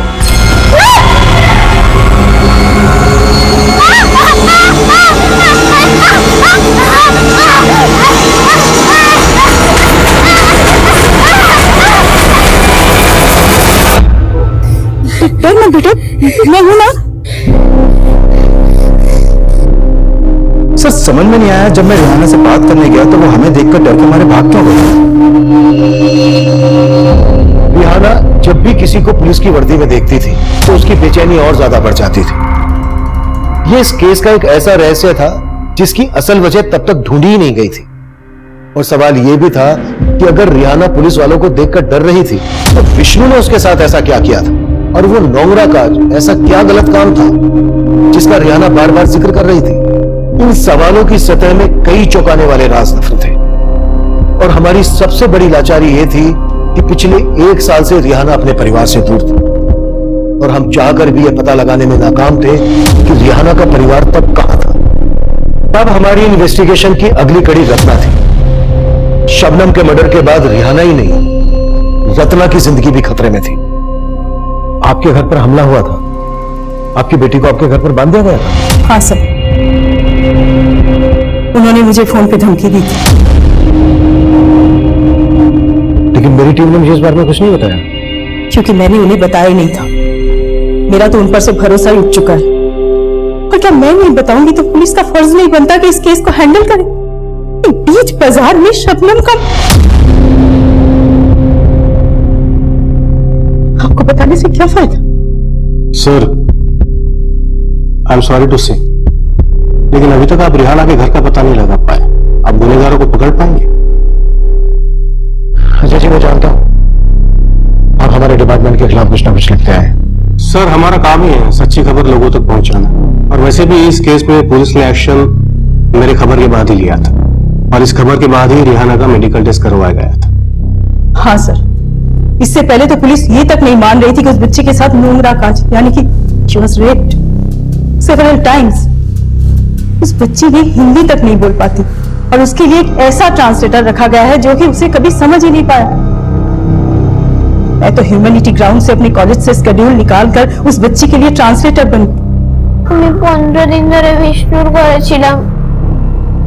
ये बोल रही है कि 15 दिन से ये विष्णु के घर पे रह रही थी, और उसके आप बीती को समझी, और उसके बिहाफ में कोर्ट में हियरिंग में शामिल हुई।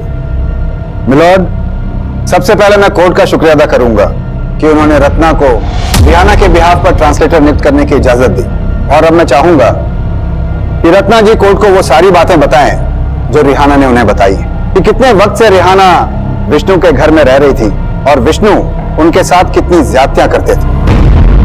सर, रिहाना ने मुझे बताया कि वो करीब 15 दिन से विष्णु के घर रह रही थी, और उसने मुझे ये भी बताया कि विष्णु उसके साथ रोज कई बार रेप करता था।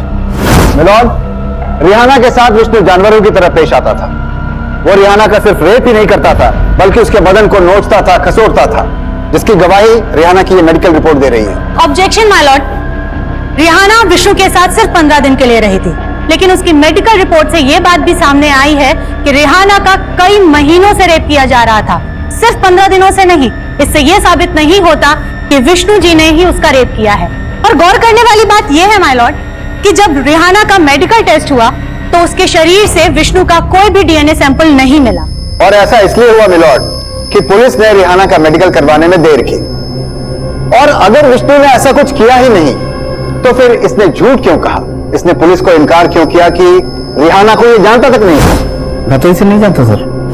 क्योंकि मेरे क्लाइंट डर गए थे माय लॉर्ड, क्योंकि उन्होंने रिहाना को सिर्फ कामकाज के लिए रखा हुआ था। आप बताएंगे कोर्ट को कि आपको रिहाना से किसने मिलवाया था?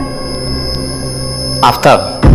माना कि मैंने पहले झूठ बोला था, लेकिन आफ्ताब ने मुझसे सबसे बड़ा झूठ बोला जब वो रिहाना को मेरे घर पे लेकर आया था। सेठ, झाड़ू पोछा बर्तन घर का सारा काम जानती है। पगार कितना लेगी?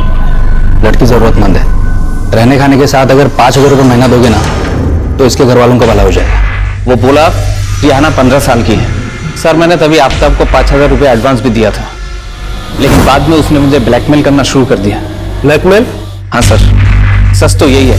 वो जानता था रिहाना का रेप हुआ था, वो मुझे फोन करके धमकी देता था सर।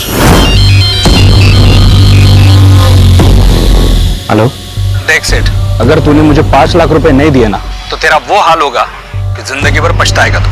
सर, मैं तब भी बहुत डरा हुआ था, मेरे पास इतने पैसे नहीं थे, और अचानक रिहाना गायब हो गई और ये सब हो गया। ये जो रिहाना कर रही है ना, ये सब आफ्ताब के कहने पर कर रही है सर। ये सब आफ्ताब का किया धरा है सर। विष्णु ने सरासर झूठ बोला था, इसीलिए तो जमानत मिलते ही फरार हो गया।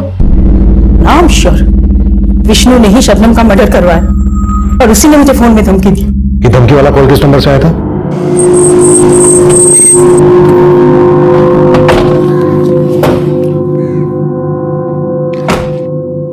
पाटिल, इस नंबर की डिटेल निकालो।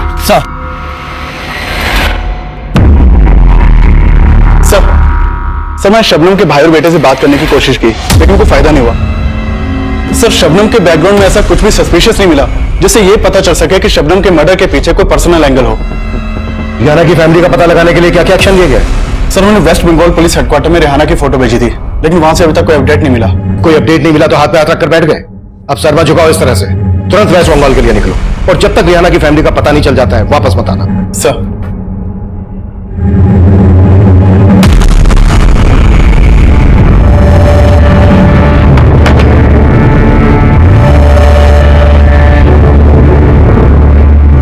और कितने दिन रखोगे मुझे?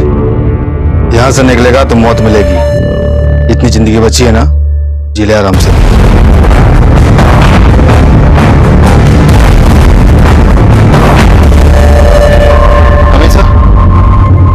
सर मैंने उस ब्लू कलर के वैन का ट्रायल चेक किया जिसमें शबनम के हत्यारों को जाते हुए देखा गया था। सर शबनम की दुकान से करीब आधा किलोमीटर दूर एक सीसीटीवी में सेम वैसी ही एक ब्लू वैन कैप्चर हुई है। सर शबनम की हत्या से कुछ ही देर पहले ये वैन शबनम की दुकान की तरफ गई और करीब 20 मिनट बाद ये वैन उसी तरफ से वापस आई। सर उस आदमी ने इस वैन को आइडेंटिफाई कर लिया जिसने स्टेटमेंट दिया था। सर गाड़ी का ये नंबर फेक है, लेकिन इन क्रिमिनल्स तक पहुंचने की हर पॉसिबिलिटीज पर काम कर रहा हूं मैं। इस क्राइम सीन का डम डेटा भी निकलवा लिया है, वहां से कोई ना कोई सस्पिशियस नंबर तो जरूर मिलेगा। और ये दोनों कब मिले? विष्णु ने कोर्ट में स्टेटमेंट दिया था कि आफ्ताब रिहाना को उसके पास लेकर आया था। आफ्ताब के जरिए रिहाना के घर वालों तक पहुंच सकते हैं। सर ये आफ्ताब जोगेश्वरी में रहता था, विष्णु के कॉल रिकॉर्ड में इसका नंबर मिला था, लेकिन अभी इसका नंबर भी बंद है और जोगेश्वरी किसकी चौल भी है। सर आफ्ताब के गायब होने के बाद हमें लगा था कि विष्णु सही बोल रहा है, लेकिन फिर अचानक से विष्णु भी गायब हो गया। सर आफ्ताब के बारे में अभी तक हमने जो भी पता किया उससे लगता नहीं है कि ये कोई बड़ा गेम कर सकता है। ये एक मामूली सा पिंप है सर। हो सकता है कि रिहाना की दलाली करता हो और रिहाना के साथ रेप करने वाले इसी के कस्टमर हो, क्योंकि सर बाद में रिहाना ने यह भी बोला था कि कई लोगों ने उसके साथ रेप किया था। आफ्ताब के बाद सलीम का नाम भी काफी उछला था। तो सलीम का नंबर आफ्ताब के कॉल रिकॉर्ड में मिला था और ये तब से फरार है। हमें इस सलीम की कहानी को भी समझना होगा और इस रात से भी पर्दा गिराना होगा कि रिहाना पुलिस की वर्दी को देखकर इतना डर क्यों जाती है। रिहाना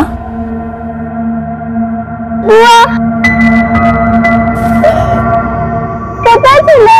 मैं तो यहीं पे थी, लेकिन रीवा ऐसा है? नहीं बेटा, रीवा तो नहीं आई है, पर एक अंकल आए हैं, तुमसे कुछ बात करना चाहते। बेटा अंकल सलीम के बारे में जानना चाहते। बोलो तुम्हें आपका কাছে নিয়ে যাবে। बोलो सोना। আমি গ্রামে ছিলাম। ये गांव में थी। অনেক খুশ ছিলাম। बहुत खुश भी थी। আর তখনই প্রথমবার আমি সলিম ভাইজানকে দেখেছি। तभी ये पहली बार सलीम से मिली। बहुत मीठा गला है रिहाना का, एकदम मुंबई के लिए बना हुआ है। तो कैसे बोल रहा है जैसे इसको गवैया बना देगा। वो हमारा इतना पहचान का, लेकिन मुंबई में हम अच्छा काम दिलवा सकते हैं। यहाँ का तमाम लड़की हैं जो लोगों के घरे में चौका बर्तन करती है, बहुत पैसा भेजती है अपने अपने घर। वो तो है, लेकिन मेरा दिल नहीं मानता रिहाना को इतना दूर भेजने के लिए। सोच लो, घर में खाने के लाले पड़े, 2 वक्त का खाना नसीब हो जाएगा। সত্যি ভাইজান আমি बहुत पैसा कमाबो। हाँ रिहाना, बहुत पैसा कमाओगी तुम। আব্বু আব্বু আমাকে পাঠানো মুম্বাই, আব্বু আমি অনেক পয়সা কামাবো। तो मुंबई तुम्हें सलीम लेकर आया था?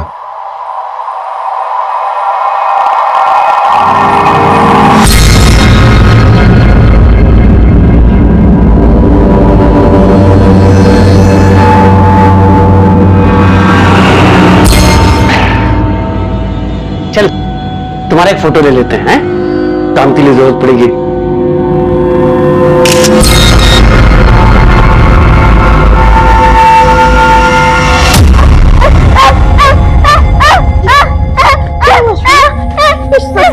जाएगा। कुछ ठीक नहीं होगा। तो हम के घर ले जाओ, अब्बू सब ठीक करेगा। हमारा अब्बू आएगा, सब ठीक करेगा। हमारा अब्बू को नहीं आएंगे, अंकल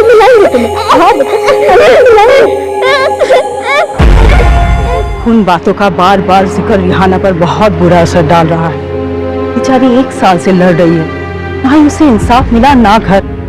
पुलिस वाले समेत न जाने कितने गुनहगार है उसके। पुलिस तो उसका रहने का सही इंतजाम तक नहीं कर पाई। उसे एक ऐसा एनजीओ में रखा गया जहाँ पे काम करने वाली औरतें तक उसे मॉलिश करती थी। और जब रिहाना ने ये सब कोर्ट में कहा तो उसे किसी तरह इस एनजीओ में लाया गया।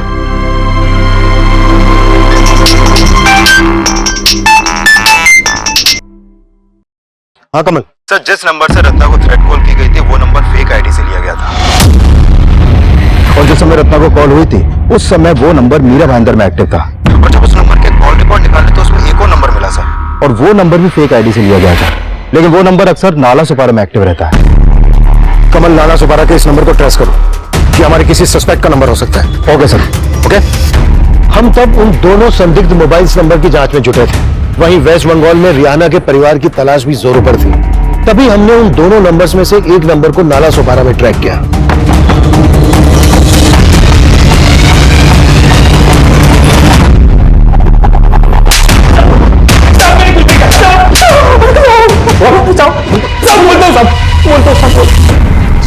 साहब मैं मानता हूँ कि मैंने रिहाना को विष्णु शेट्टी के घर पे पहुंचाया था, लेकिन सलीम पहले उसे मेरे पास लेके आया था।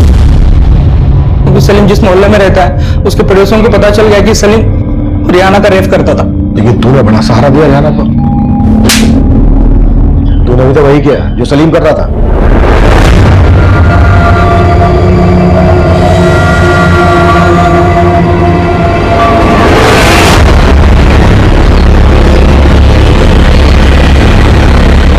माल तो अच्छा लाया रे तूने। लाना इसके लिए और ग्राहक, तू भी कमा मैं भी कमाएगा। साहब फिर एक दिन मैं रिहाना को विष्णु शेट्टी के घर पे लेके गया। उसके बाद वो उसका परमानेंट कस्टमर बन गया। 15 दिन रिहाना उसके पास ही थी साहब। लेकिन मौका देख के रिहाना वहां से भाग निकली और पुलिस विष्णु शेट्टी के घर पे पहुंच गई। विष्णु शेट्टी ने फोन करके मुझे सब कुछ बता दिया। तो साहब मैं डर गया और गायब हो गया। लेकिन विष्णु तो बोल रहा था कि तू उसको ब्लैकमेल कर रहा था, और रिहाना ने वही किया जो तूने उससे करने के लिए कहा था। झूठ बोल रहा था साहब। इस वक्त विष्णु कहाँ है मालूम नहीं साहब। और सलीम? उसके बारे में पता नहीं है मुझे साहब। इस नंबर से तुझे कॉल कौन करता था? सलीम। लेकिन मुझे नहीं पता साहब कि सलीम अभी कहाँ पे। इसी नंबर से प्रोफेसर रत्ना को भी कॉल किया गया था, धमकी दी गई थी। उनकी बेटी को घर पर बांध दिया गया था। तेरे कहने का मतलब ये सब सलीम कर रहा था? साहब वो तो नहीं पता, लेकिन सलीम अकेला नहीं कर रहा हो, वो लोग करवा रहे होंगे उससे। वो कौन लोग? वह आराम से दारू पी रहा है और मैं यहाँ पे वड़ा पाव खा खा के पक गया हूँ। मेरे को निकाल यहाँ से। तो अगर मेरा माथा ठनक गया ना तो सीधा पुलिस के पास जाके सबके काले चिट्टे खोल दूंगा मैं। अरे मैं खुद फंसा हुआ हूँ पुलिस वालों को रिहाना का ग्राहक बना के। गलती की मैंने। अरे खुद को बचाने के लिए मेरी मार रहे हैं। वो जो बोल रहा है मुझे करना पड़ रहा है। तुम पुलिस वालों की बात कर रहा था? साहब ये तो आपको सलीम ही बता सकता है। मैं ना ही सलीम के बारे में जानता हूँ, ना ही विष्णु के बारे में, और ना ही उन पुलिस वालों के बारे में।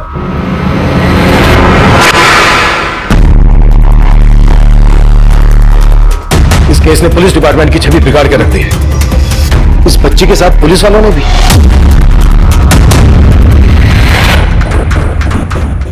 डिस्गस्टिंग। अगर तुम लोगों ने थोड़ी भी चौकसी बरती होती ना तो आज सारे क्रिमिनल्स अंदर होते। अगर मीडिया ये इशू नहीं उठाता ना तो जितना तुम लोगों ने किया वो भी नहीं करते। अब सर झुकाने से क्या होगा? विष्णु इस केस का प्राइम सस्पेक्ट था। तुमने इसे गिरफ्तार किया, कोर्ट में पेश किया, लेकिन जमानत मिलते ही गायब हो गया। क्या कर रहे थे तुम लोग? इतनी सी निगरानी नहीं रख पाए इस पर? कहीं ऐसा तो नहीं है कि तुम भी? सर अगर आपको वाकई में लग रहा है कि मैं उन क्रिमिनल्स के साथ हूं तो आप मुझे इस केस से हटा दीजिए।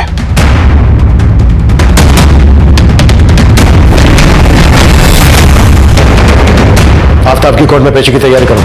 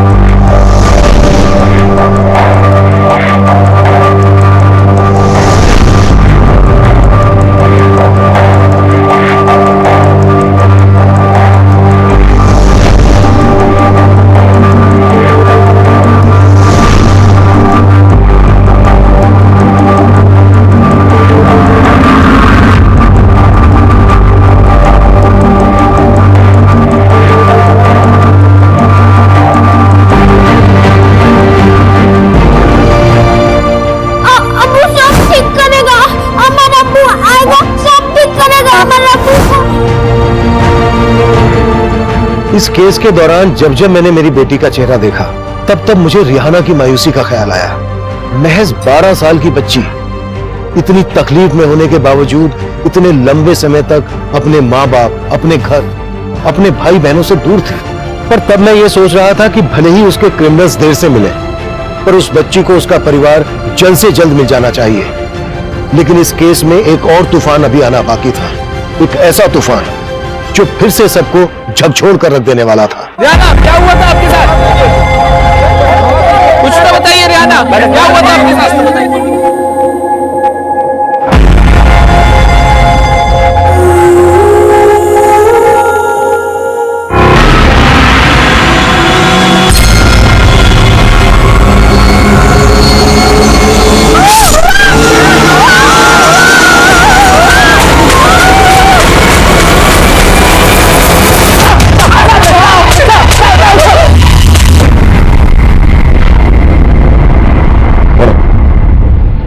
किसके कहने पर हमला किया था? पाटिल, जब तक ये मुंह ना खोले ना, हाथ रुकना नहीं चाहिए। सर ये दोनों हिस्ट्री शीटर हैं, मुन्ना और विजय। रंगदारी और धमकी के केस में कई बार अंदर भी जा चुके हैं लोग। मतलब ये पक्का है कि किसी ने सुपारी दी है? सलीम या उन पुलिस वालों में से ही कोई होगा? हाँ गौतम। सर रिहाना के गांव का पता चल गया है। गंगा सागर के बड़ा गांव में रहती है रिहाना। मैं रिहाना के घर ही जा रहा हूँ। ग्रेट।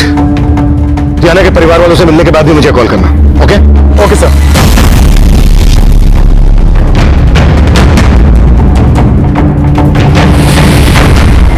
हाँ, रेहाना हमारी बेटी है, लेकिन हम उसे यहाँ नहीं ला सकते।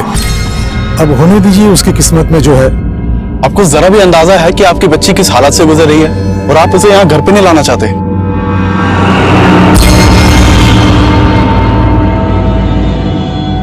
अगर रिहाना के घर वाले रिहाना को वापस नहीं बुलाना चाहते तो इसका तो यही मतलब है कि उन्होंने खुद सलीम को रिहाना को बेचा होगा। सर मुझे भी यही लग रहा है। सर मैंने यहाँ सलीम के बारे में भी पता किया। सलीम यहीं का रहने वाला था और काफी सालों से मुंबई में रह रहा था। सर इस सलीम के आगे पीछे कोई भी नहीं है।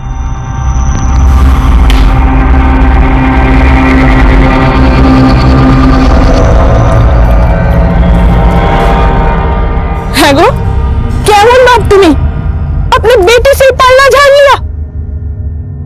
अभी बोलती बस अब इस घर में रेहाना का जिक्र नहीं होगा। जाओ काम करो अपना।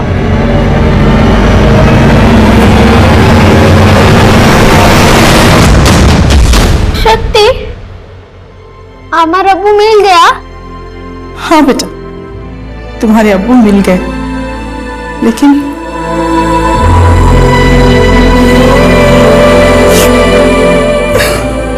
कह दो ना, तुम्हें इसलिए रो रहा है ना कि अमी छेड़े चला जाएगा? हाँ बेटा, मैं इसलिए रो रही हूँ। तुम मुझे छोड़ के चली जाओगी ना? ना ना, अमी अमर अब्बू के पास तुम्हें नहीं जाएगा। अमी तुम्हें साथ रहेगा।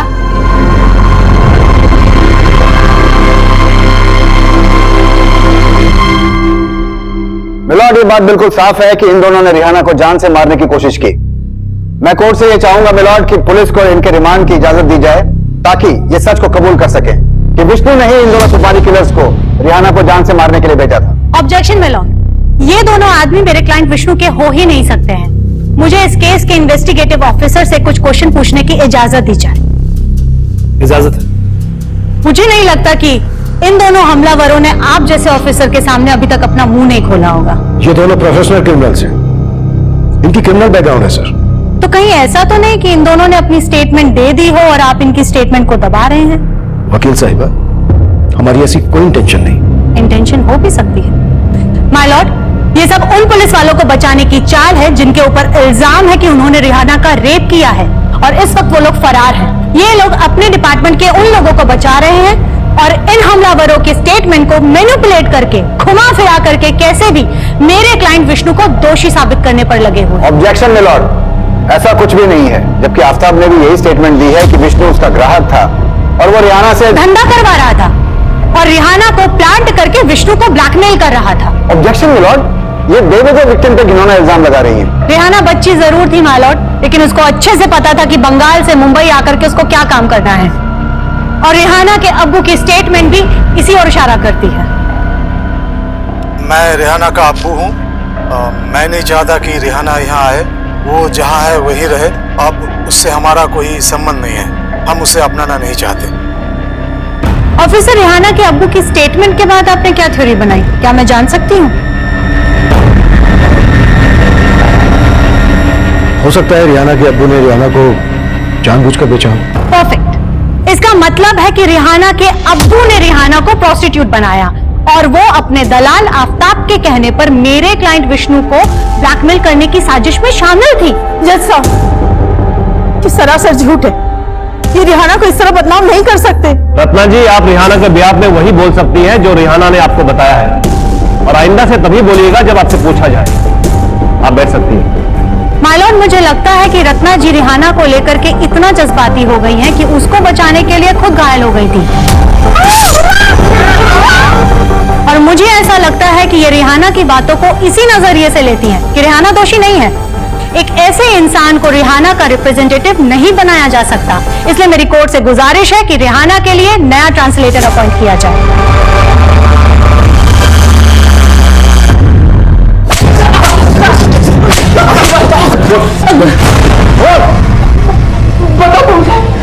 बता दो मुझे।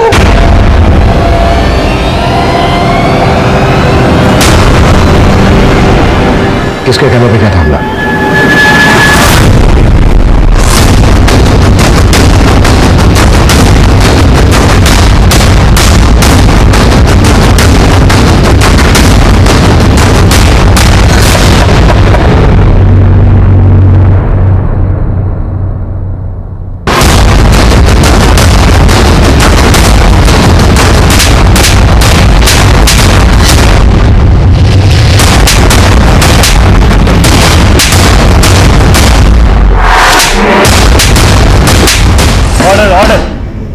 Now I am going to announce the verdict of the case.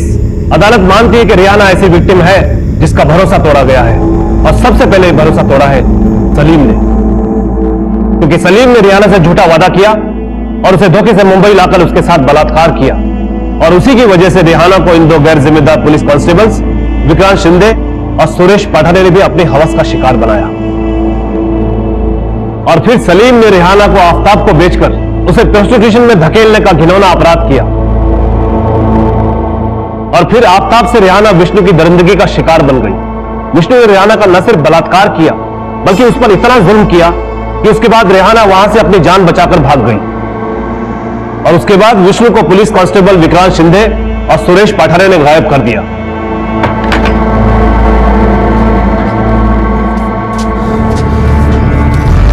और कितने दिन में रखोगे मुझे? यहाँ से बाहर जाएगा ना, मौत मिलेगी। जितनी जिंदगी बची है जी ले। क्योंकि इन्होंने सलीम के साथ मिलकर ऐसी आपराधिक साजिश रची जिसमें इन्होंने रत्ना और उसकी बेटी को टारगेट किया और मुन्ना और विजय के हाथों शबनम की हत्या करवा दी, और रेहाना को जान से मारने की कोशिश भी की। तमाम सबूतों और गवाहों को मद्देनजर रखते हुए यह अदालत इन सभी आरोपियों को उम्र कैद की सजा का हुक्म देती है।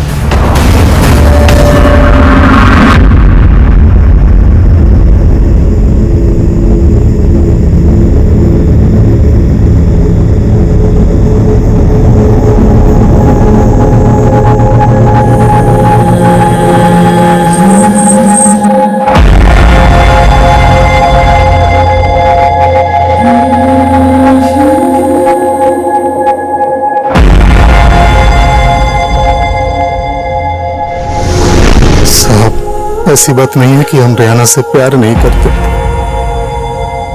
लेकिन मुंबई जाके उसे लाने का पैसा नहीं है हमारे पास। हम आपसे माफी चाहेंगे कि आपकी ये परेशानी हम पहले नहीं समझ पाए, पर इसके लिए आपको खर्चा उठाने की जरूरत नहीं है। हम रेहाना को खुद यहाँ पहुंचा देंगे।